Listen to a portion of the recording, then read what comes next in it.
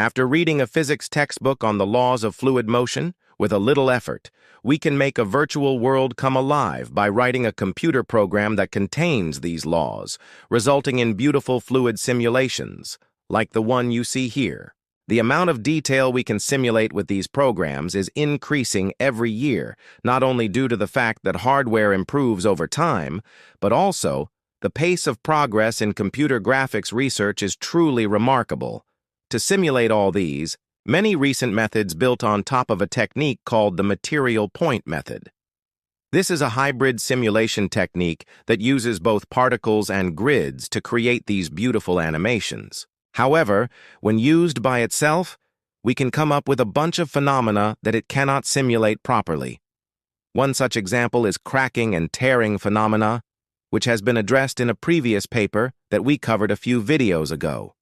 With this, we can smash Oreos, candy crabs, pumpkins, and much, much more. In a few minutes, I will show you how to combine some of these aspects of a simulation. It is going to be glorious, or maybe not so much. Just give me a moment and you'll see. Beyond that, when using this material point method, coupling problems frequently arise. This means that the sand is allowed to have an effect on the fluid, but at the same time, as the fluid sloshes around, it also moves the sand particles within. This is what we refer to as two-way coupling. If it is implemented correctly, our simulated honey will behave as real honey in the footage here and support the dipper. These are also not trivial to compute with the material point method and require specialized extensions to do so. So, what else is there to do? This amazing new paper provides an extension to handle simulating elastic objects such as hair, rubber, and you will see that it even works for skin simulations, and it can handle their interactions with other materials. So why is this useful? Well, we know that we can pull off simulating a bunch of particles and a jello simulation separately, so it's time for some experimentation. This is the I promised earlier, so let's try to put these two things together and see what happens. It seems to start out okay, particles are bouncing off of the jello, and then look. Many of them seem to get stuck. So can we fix this somehow? Well, this is where this new paper comes into play. Look here. It starts out somewhat similarly. Most of the particles get pushed away from the jello, and then, look, some of them indeed keep bouncing for a long, long time, and none of them are stuck to the jello. Glorious. We can see the same phenomenon here with 3 jello blocks of different stiffness values. With this, we can also simulate more than 10,000 bouncy hair strands, and, to the delight of a computer graphics researcher, we can even throw snow into it and expect it to behave correctly. Braids work well too.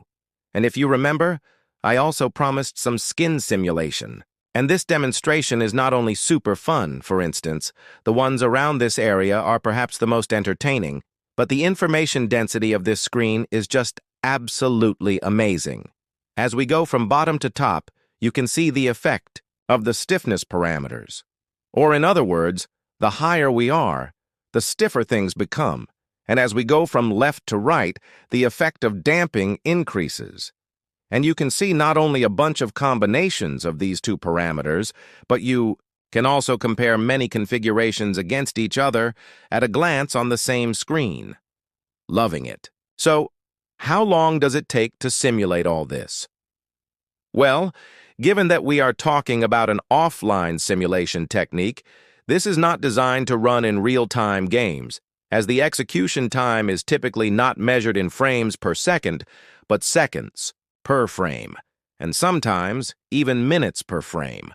However, having run simulations that contained much fewer interactions than this, that took me several days to compute, I would argue that these numbers are quite appealing for a method of this class. Also note that this is one of those papers that makes the impossible possible for us, and of course, as we always say around here, 2 more papers down the line, and it will be significantly improved. For now, I am very impressed. Time to fire up some elaborate jello simulations. What a time to be alive. The Lambda GPU cloud can train ImageNet to 93% accuracy for less than $19. Lambda's web-based IDE lets you easily access your instance right in your browser. And finally, Hold on to your papers because the Lambda GPU cloud costs less than half of AWS and Azure. Make sure to go to lambdalabs.com and sign up for one of their amazing GPU instances today.